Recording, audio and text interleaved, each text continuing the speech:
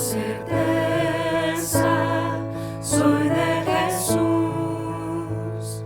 hecho heredero de eterna salud.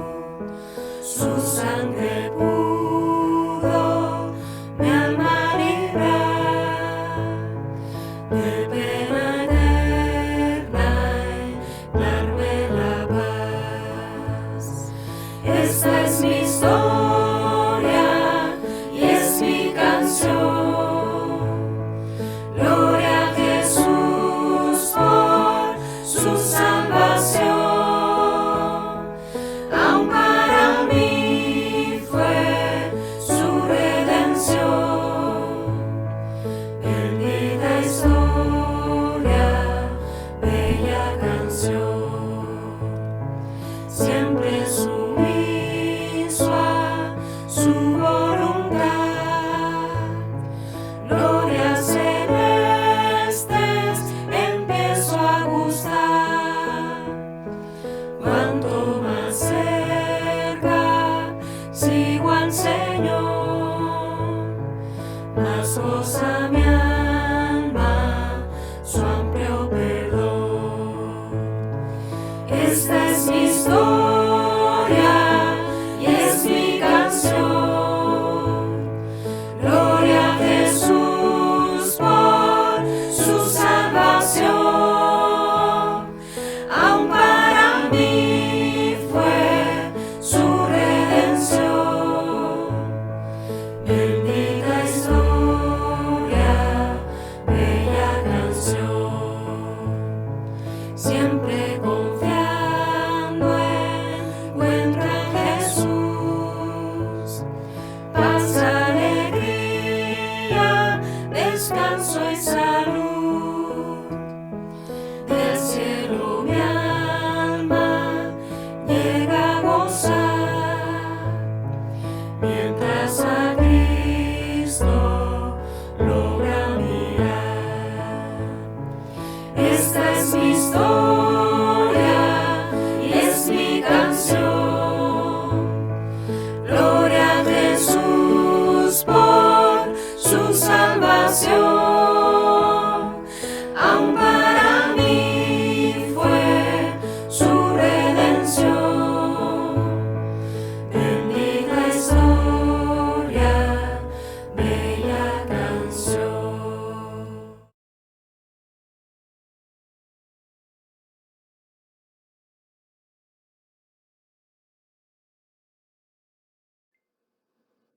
Estimados hermanos, el tema de hoy es una salvación que trae gozo y sufrimiento.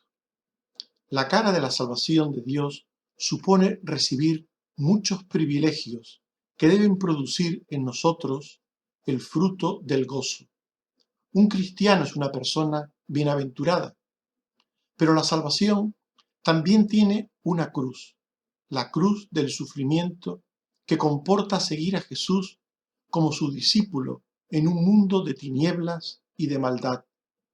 Hablemos del gozo y del sufrimiento de la salvación a través de los diversos acontecimientos vinculados al nacimiento de Jesús. La salvación produce gozo. Este gozo nos inunda cuando nos sabemos elegidos de Dios. María había sido elegida para ser la madre del Mesías, Rey y Redentor. ¡Qué privilegio y qué gozo! Dice Lucas 1:26 al 28 que el ángel Gabriel fue enviado por Dios a una ciudad de Galilea llamada Nazaret, a una virgen desposada con un varón que se llamaba José, y el nombre de la virgen era María. Y entrando el ángel en donde ella estaba, dijo: Salve, muy favorecida, el Señor es contigo, bendita tú entre las mujeres. Ella, María, había recibido un enorme privilegio. Bendita tú entre las mujeres. La bendición de Dios, la gracia de Dios, la elección de Dios para ser la madre del Mesías. Ella, ante esto, debía de tener gozo. El gozo no significa que siempre entendamos todos los pormenores del privilegio concedido por la gracia de Dios. Dice Lucas 1:29 al 33, que ella, cuando le vio al ángel, se turbó por sus palabras y pensaba, ¿qué salutación sería esta? Entonces el ángel le dijo, María, no temas, porque has hallado gracia delante de Dios. Concebirás en tu vientre y darás a luz un hijo, y llamarás su nombre Jesús. Este será grande y será llamado Hijo del Altísimo, y el Señor Dios le dará el trono de David, y su reino no tendrá fin. A las primeras palabras del ángel se le añaden otras que explicaban, que daban detalles sobre el anuncio primero de que María había sido escogida para ser madre del Mesías, que había sido escogida para ser bienaventurada entre las mujeres, por ser madre del Cristo, del Salvador. El ángel le explica a María. Ella no lo entendió de entrada, no entendió todo lo que el ángel le quería decir, pero el ángel le explica. Esta es la voluntad de Dios, que entendamos el privilegio que supone que hayamos sido escogidos por Él para la salvación o para un determinado ministerio o servicio a su causa. El gozo de la salvación se produce cuando recibimos al Hijo de Dios, que nos libra del pecado por la obra del Espíritu Santo. El Señor nos revela por su palabra ese plan de salvación. En el caso de José, nos dice Mateo 1:20 al 21, que pensando él en esto, José, he aquí un ángel del Señor le apareció en sueños y le dijo, José, no temas recibir a María, tu mujer, porque lo que en ella es engendrado del Espíritu Santo es, y dará a luz un hijo, y llamará su nombre Jesús, porque él salvará a su pueblo de sus pecados.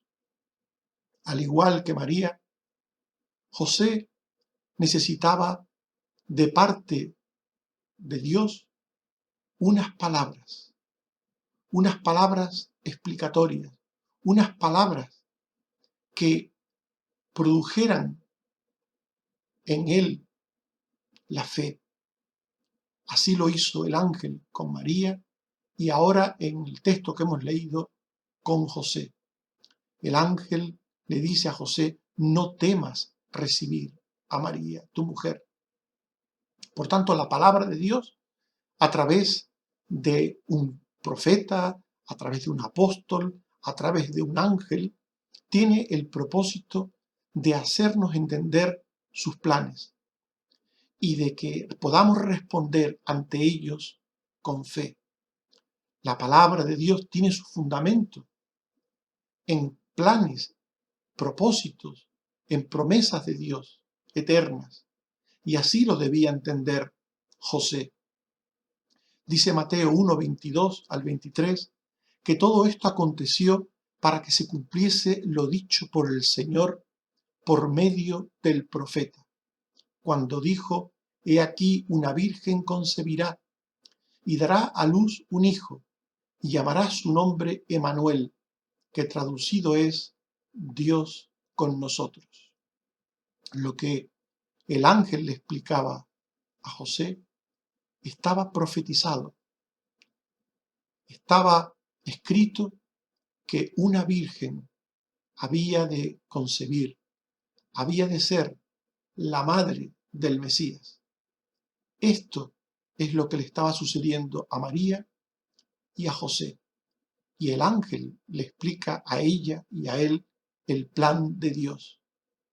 Por tanto, el gozo de la salvación se produce cuando la palabra de Dios cambia nuestros prejuicios o nuestra falta de entendimiento sobre Dios, sobre su obra, lo cambia por entendimiento, por comprensión. La palabra oída debe ser entendida. Y José y María debían entender que la salvación era para todos sin distinción. Por eso es que en Lucas 2:8 al 11 se nos dice que había pastores en la misma región, que velaban y guardaban las vigilias de la noche sobre su rebaño. Y aquí se les presentó un ángel, y la gloria del Señor los rodeó de resplandor, y tuvieron gran temor. Pero el ángel les dijo: no temáis, os doy nuevas de gran gozo, que será para todo el pueblo, que os ha nacido hoy un Salvador, que es Cristo el Señor. El gozo de la salvación debía estar en María, debía estar en José y debía estar también en el pueblo, en las personas que entendían por la obra y gracia de Dios el mensaje de salvación. Un Salvador venía, que era Cristo Jesús. Un Salvador venía al mundo y esto debía ser motivo de gozo. El Hijo de Dios abandonó su forma divina para hacerse hombre y salvarnos con su humillación. Por eso en Lucas 2, 12 al 14 se nos dice que el ángel habló a los pastores y les dijo: esto servirá de señal. Hallaréis al niño envuelto en pañales, acostado en un pesebre.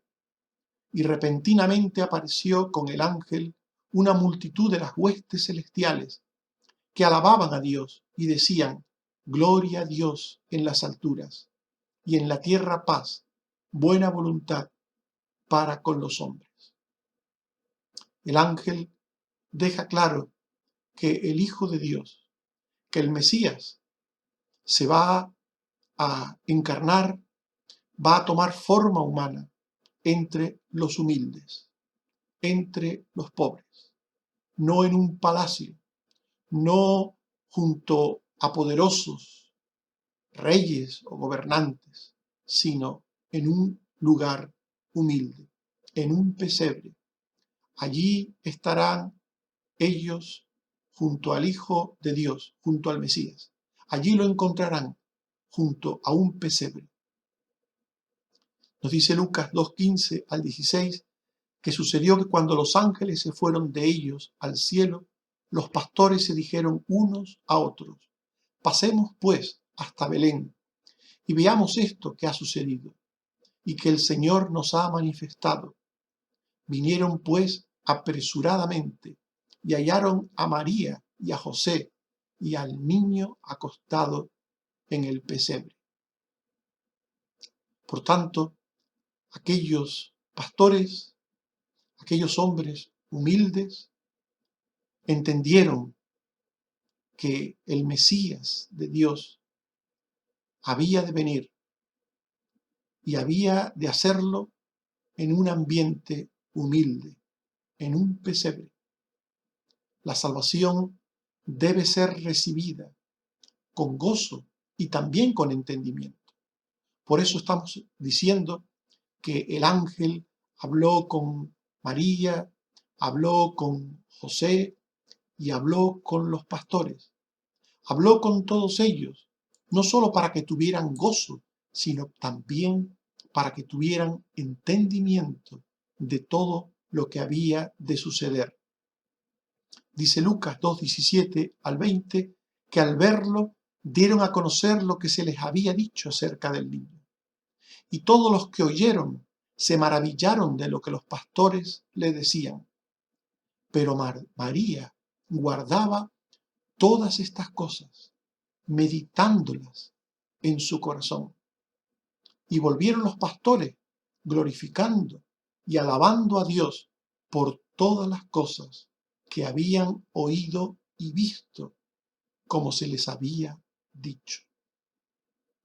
Los pastores oyeron y vieron, oyeron y entendieron, y así lo contaron a otros. Y María oyó y entendió. Y por eso se nos dice en el texto que ella guardaba todas estas cosas, meditándolas en su corazón. Solo quien oye y entiende, medita en la palabra de Dios. Piensa en la palabra de Dios. Por eso es muy importante, como nos dice la parábola del sembrador, oír y entender. Y en este texto que estamos estudiando, el ángel se encargó de hacer entender la salvación de Dios a todas las personas, que estaban involucradas en aquella situación, en aquella historia.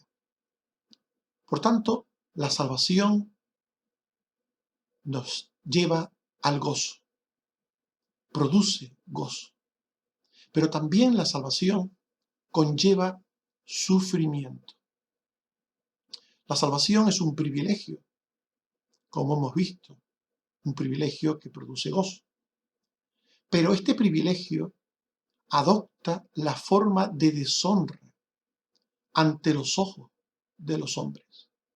Tener la salvación no es algo de lo que uno pueda presumir ante las personas, hacer valer ante las personas como un mérito, como algo que podamos poner en un currículum. En los currículums la gente pone cosas importantes, cosas que la gente va a valorar. Tener la salvación no es algo que la gente valora. La salvación es un privilegio, sí. Es motivo de gozo, sí, pero adopta la forma de deshonra ante los ojos de los hombres. Conlleva sufrimiento. Fue todo un privilegio para María ser designada como madre del Mesías. Todo un privilegio. Pero ¿cómo lo verían los demás? ¿Cómo verían los demás que una mujer desposada, que aún no estaba unida a su marido en matrimonio, de repente apareciese embarazada? ¿Cómo lo verían los demás? ¿Qué pensarían los demás de ella? Dice Lucas 1:26 al 28, que el ángel Gabriel fue enviado por Dios a una ciudad llamada Nazaret, a una virgen desposada con un varón que se llamaba José. Y el nombre de la virgen era María. Y entrando el ángel en donde ella estaba, dijo: Salve, muy favorecida, el Señor es contigo, bendita tú entre las mujeres. ¡Qué bendición! Muy favorecida, bendita entre las mujeres. ¡Qué bendición tenía María! ¡Qué privilegio! Pero ser madre del Mesías, por el poder del Espíritu Santo, conllevaba pasar a ser considerada adúltera, infiel a José por los hombres, por sus vecinos, por sus familiares. Dice Lucas 1:29 al 34 que ella, cuando le vio al ángel, se turbó por sus palabras y pensaba qué salutación sería esta. María se turbó. El ángel le comunicó todo un privilegio, pero ella se turbó. Entonces el ángel le dijo: María, no temas. El ángel se dio cuenta del temor que asaltaba a María. No temas, porque has hallado gracia delante de Dios. Concebirás en tu vientre y darás a luz un hijo, y llamarás su nombre Jesús. Este será grande y será llamado Hijo del Altísimo, y el Señor Dios le dará el trono de David, y su reino no tendrá fin. Entonces María dijo al ángel: ¿cómo será esto? Pues no conozco varón. Esta última expresión quiere decir: no tengo relación sexual con mi marido, ni con ningún varón. ¿Cómo será que yo he de quedar embarazada? ¿He de concebir en mi vientre al Mesías? ¿Cómo será esto? Ella no entendía las palabras del ángel. No siempre entendemos toda la profundidad de los misterios de Dios. No siempre lo entendemos. Solo ella, solo María sabría las palabras del ángel. Solo ella sabría el misterio de la poderosa obra de Dios en ella, lo que el ángel le estaba anunciando. Dice Lucas 1:35 al 38, que el ángel le dijo: el Espíritu Santo vendrá sobre ti, y el poder del Altísimo te cubrirá con su sombra, por lo cual también el santo ser que nacerá será llamado Hijo de Dios. Y he aquí tu parienta Elizabeth. Ella también ha concebido hijo en su vejez, y este es el 6º mes para ella, la que llamaban estéril, porque nada hay imposible para Dios.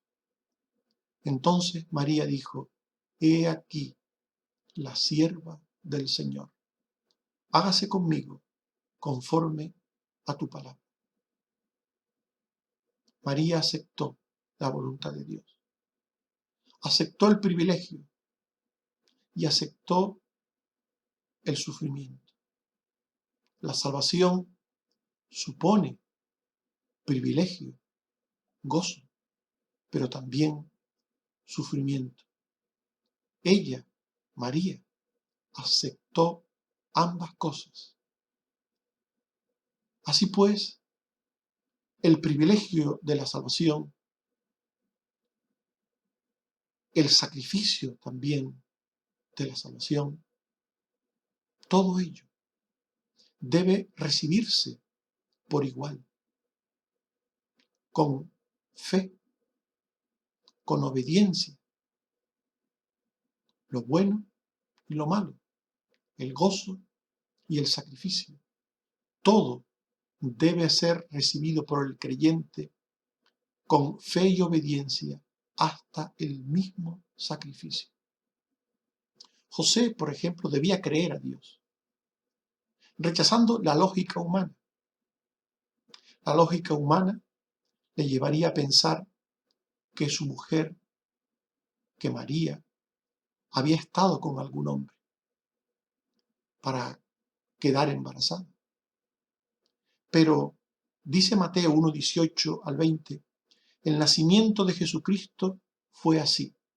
Estando desposada María, su madre, con José, antes que se juntasen, se halló que había concebido del Espíritu Santo. José, su marido, como era justo y no quería infamarla, quiso dejarla secretamente. Y pensando él en esto, he aquí un ángel del Señor le apareció en sueños y le dijo: José, no temas recibir a María, tu mujer, porque lo que en ella es engendrado del Espíritu Santo es. José debía aceptar el privilegio que Dios les estaba dando a María y a él, de ser los canales para la venida del Mesías. ¡Qué privilegio! Pero también José debía aceptar con obediencia y con sacrificio que la palabra de Dios era veraz, era cierta. Lo que le sucedía a María era una obra del Espíritu Santo, del poder de Dios, y él debía de creerlo. Además, Dios, en su misericordia, le dice a José que puede contrastar lo que el ángel le dice con la enseñanza de los profetas. Dice Mateo 1, 21 al 23, y dará a luz un hijo, y llamará su nombre Jesús, porque él salvará a su pueblo de sus pecados. Esto aconteció para que se cumpliese lo dicho por el Señor por medio del profeta. Una virgen concebirá y dará a luz un hijo, y llamará su nombre Emanuel, que traducido es Dios con nosotros. El ángel le habló la palabra de Dios a José. Le explicó lo que iba a suceder, pero también el ángel le proporciona otra fuente para que él crea a Dios, la palabra de los profetas, que hablaba de cómo vendría el Mesías a través de una virgen. Y esta virgen era María. José debía creer y obedecer a Dios hasta el sacrificio. Dice Mateo 1, 24 al 25, que despertando José del sueño, hizo como el ángel del Señor le había mandado y recibió a su mujer, pero no la conoció hasta que dio a luz a su hijo primogénito y le puso por nombre Jesús. José se unió a su mujer y durante todo el tiempo de su embarazo no tuvo relaciones sexuales con ella. Por fe, por obediencia a Dios, por temor y respeto a Dios y a lo que estaba en el vientre de María, él supo tener contentamiento y él esperó hasta que María diese a luz para tener relaciones con ella. Por tanto, José obedeció y obedeció hasta el sacrificio. La salvación es, por tanto, un privilegio que comporta gozo y sacrificio. Sacrificio que acata la voluntad de Dios, aunque no siempre la entendamos, aunque no siempre nos sintamos protegidos o cuidados por Dios. A veces los acontecimientos, las cosas que nos pasan, pueden hacernos creer que Dios nos ha abandonado. A veces los acontecimientos van en nuestra contra. Eso fue lo que le pasó a María y a José. Nos dice en Lucas 2:1, 3 al 5, que aconteció en aquellos días que se promulgó un edicto de parte de Augusto César, que todo el mundo fuese empadronado, e iban todos, cada uno a su ciudad. Y José subió de Nazaret a Judea, a la ciudad de Belén, por cuanto era de la casa y familia de David, para ser empadronado con María, su mujer, desposada con él, la cual estaba encinta. Si todo lo que le sucedía a María era la voluntad de Dios, era el plan de Dios, si ella era el instrumento, el canal por el cual debía venir el Mesías, ¿cómo es que Dios permitía aquel censo cuando ya María estaba a punto de dar a luz? Era muy peligroso viajar a una mujer en avanzado estado de gestación Era muy peligroso caminar por lugares inhóspitos, pedregosos, dificultosos. Era muy difícil. Era poner en peligro aquel embarazo. Era arriesgarlo todo. ¿Cómo Dios había permitido aquel edicto de Augusto César, aquel empadronamiento? Dios les había dejado, les había abandonado. A veces los caminos de Dios nos ponen delante situaciones en las que podemos sentirnos abandonados de Dios, como María y José en esta ocasión. Y a veces esos acontecimientos van de mal a peor. Esto fue lo que les pasó a María. No solo tuvieron que viajar de Nazaret a Belén, sino que cuando llegan no encuentran un lugar donde hospedarse. Nos dice Lucas 2, 6 al 7. Y aconteció que estando ellos allí, se cumplieron los días de su alumbramiento. Y dio a luz a su hijo primogénito, y lo envolvió en pañales, y lo acostó en un pesebre, porque no había lugar para ellos en el mesón. ¿Cómo era posible todo esto?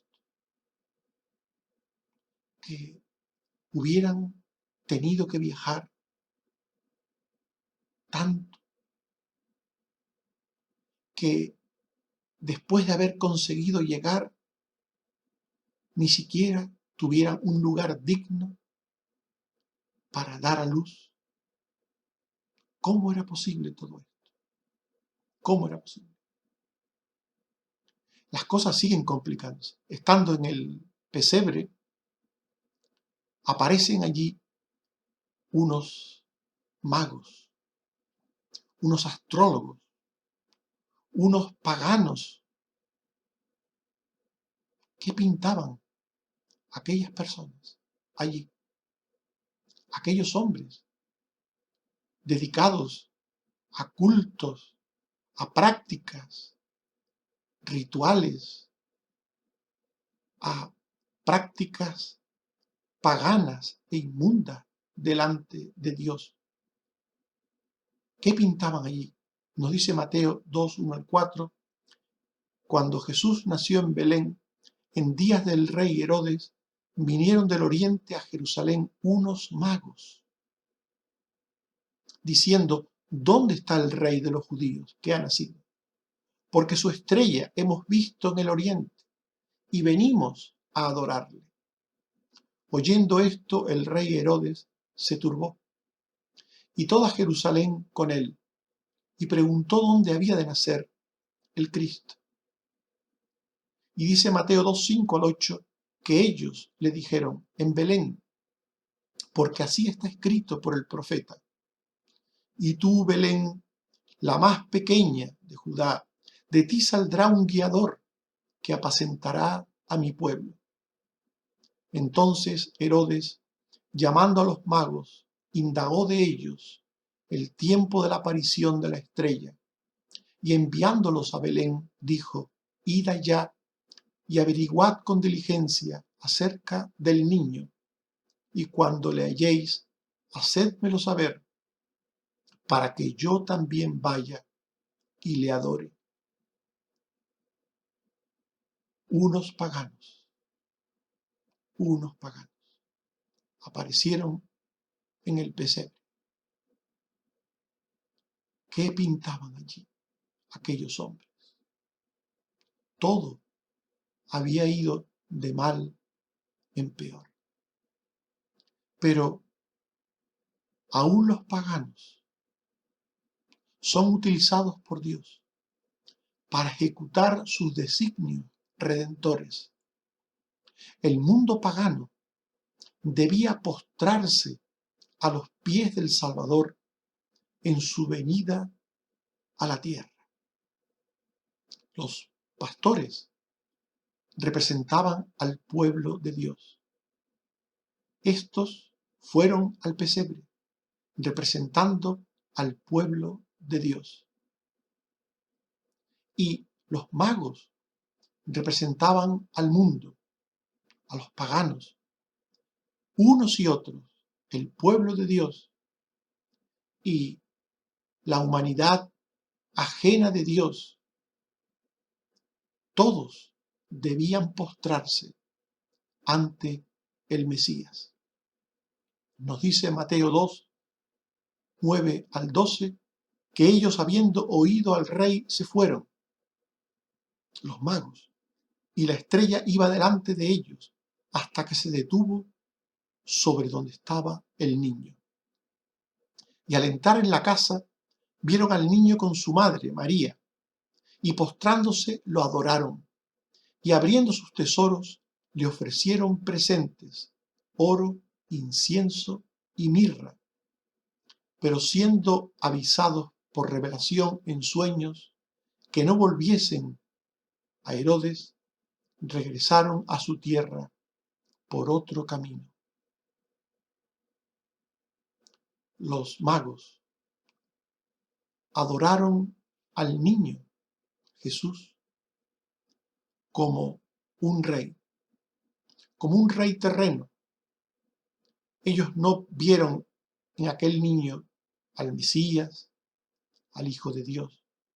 Ellos vinieron buscando a un rey terreno, y por eso le ofrecieron los presentes que se ofrecían a los reyes terrenos. Cada uno de aquellos presentes tenía un símbolo, y estos presentes son ofrecidos por ellos a Jesús. En definitiva, con este acto, Dios cumplió su propósito de arrodillar al mundo delante de su Hijo. A veces no entendemos las cosas que nos pasan. No entendemos el porqué del empadronamiento, el porqué no había lugar en el mesón. No entendemos por qué aquellos hombres, aquellos magos se presentaron. A veces no entendemos las cosas que pasan. Dios tiene un propósito. Dios tiene un propósito. Otra cosa que posiblemente no entendieron fue la muerte de los niños a mano de Herodes. ¿Por qué sufren y mueren los inocentes a mano de los malvados? Dice Mateo 2, 13 al 15, que después que partieron ellos, un ángel del Señor apareció a José y dijo: toma al niño y a su madre, y huye a Egipto, y permanece allá hasta que yo te diga, porque Herodes buscará al niño para matarlo. Y él tomó de noche al niño y a su madre, y se fue a Egipto.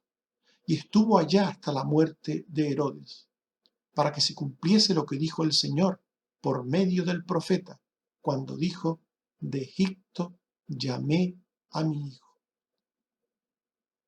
Y dice Mateo 2, 16 al 18, que Herodes, cuando se vio burlado por los magos, se enojó mucho y mandó matar a todos los niños menores de 2 años que habían en Belén y en todos sus alrededores, conforme al tiempo que había inquirido de los magos. Entonces se cumplió lo que fue dicho por el profeta Jeremías, cuando dijo: voz fue oída en Ramá, grande lamentación, lloro y gemido.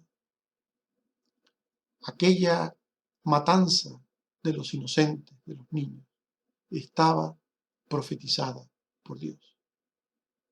Todas las cosas que pasan suceden porque Dios lo permite, porque Dios tiene un plan. A veces nos pueden parecer duras o difíciles, pero Dios tenía con aquello un plan, un propósito.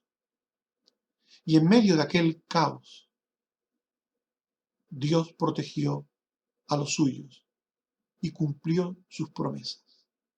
Nos dice Mateo 2, 19 al 23, que muerto Herodes, un ángel apareció a José diciendo: vete a tierra de Israel, porque han muerto los que procuraban la muerte del niño.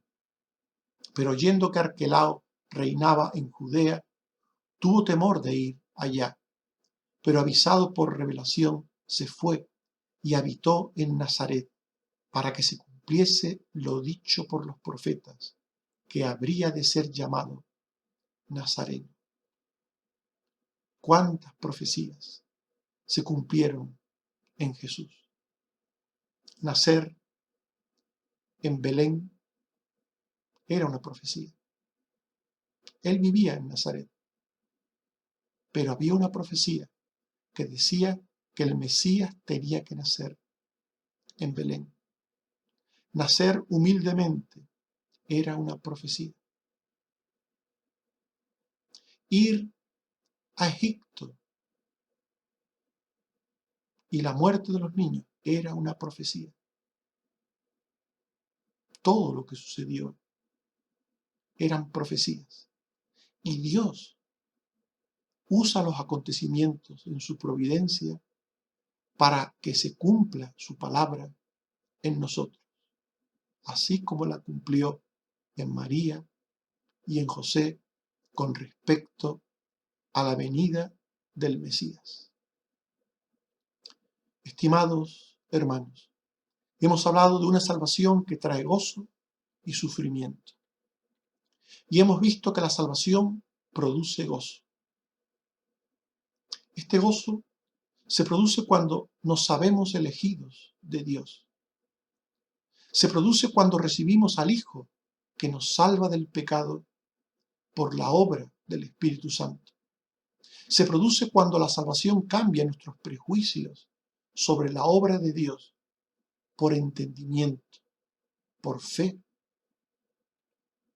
Y hemos visto que la salvación conlleva sufrimiento. La salvación es un privilegio que adopta la forma de deshonra ante los ojos de los hombres. Pero el privilegio de la salvación debe recibirse por fe y obediencia hasta el sacrificio. La salvación es un privilegio que acata la voluntad de Dios hasta cuando no la entendamos. Dios nunca nos abandona, nunca. Estimados hermanos, dice el Salmo 51, 10 al 12, crea en mí, oh Dios, un corazón limpio y renueva un espíritu recto dentro de mí. No me eches de delante de ti y no quites de mí tu Santo Espíritu. Vuélveme el gozo de tu salvación. Que Dios nos ayude a entender que la salvación produce gozo, pero que también comporta sacrificio. Que Dios nos ayude a aceptar lo uno y lo otro.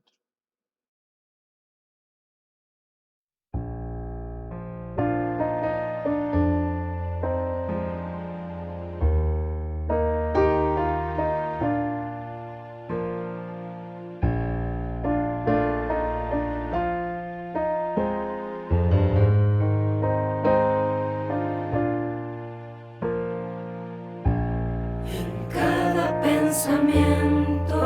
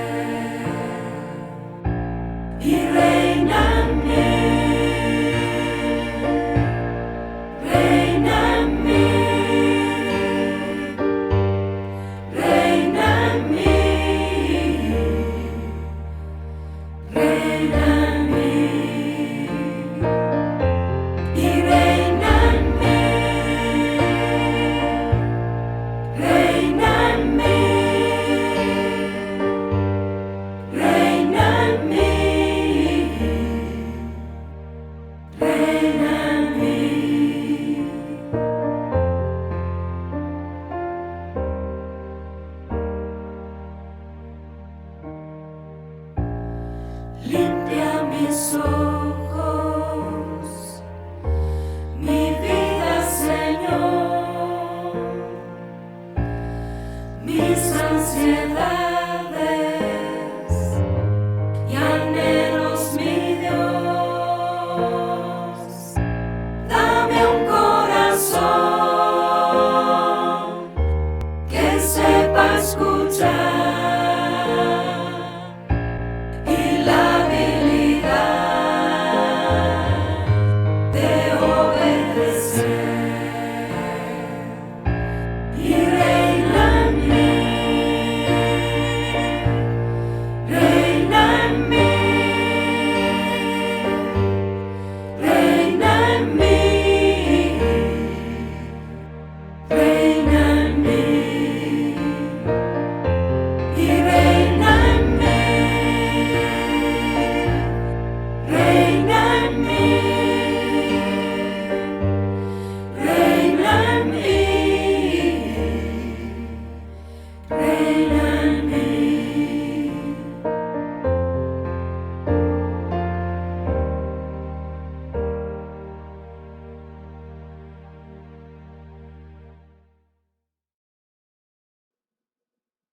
Oremos. Señor, te damos las gracias por tu palabra. Te damos las gracias porque ella nos muestra que tus caminos tienen una cara y una cruz. Un lado de gozo y otro de sufrimiento. Ayúdanos, Señor, a aceptar lo uno y lo otro. Hacerlo con fe, con obediencia, con abnegación. Hacerlo como María y como José. Hacerlo como tu palabra nos muestra. Gracias, Señor, porque hasta aquí nos has ayudado. Gracias, Señor, porque estás ayudando a los enfermos a salir adelante. Gracias porque estás ayudando a Carmen Teresa, a Susana, a Carmen Rosa, a Jeremías, a Cristina. Gracias porque estás ayudando a Ricardo. Gracias, Señor, porque estás ayudando a Pablo. Estás ayudando también a otros familiares de Otto en otras partes, Señor, de Venezuela, Colombia, Gran Canaria. Gracias porque estás ayudando y bendiciendo a otros amigos o familia nuestra aquí, Señor. Ayúdanos a todos a esperar en ti, Señor, y a confiar en ti, aún en los momentos difíciles como en esta pandemia. Ayúdanos, Padre. Gracias por lo que haces y por lo que sabemos que seguirás haciendo en nosotros. Bendito seas. Gloria a tu nombre. Por Jesucristo tu Hijo. Amén. Que el Señor nos bendiga a todos.